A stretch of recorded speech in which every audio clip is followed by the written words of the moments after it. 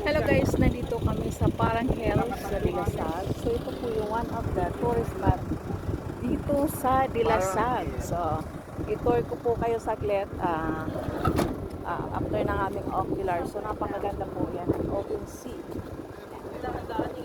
Yan po ang open sea yan.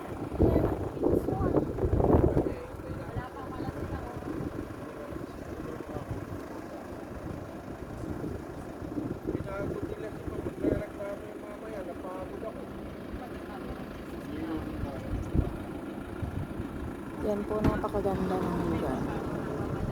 So yan.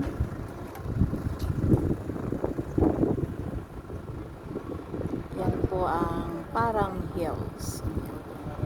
Enjoy! Thank you for watching. Yan.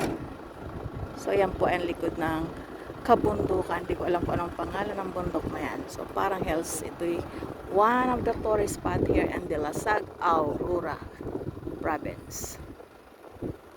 Thank you for watching guys.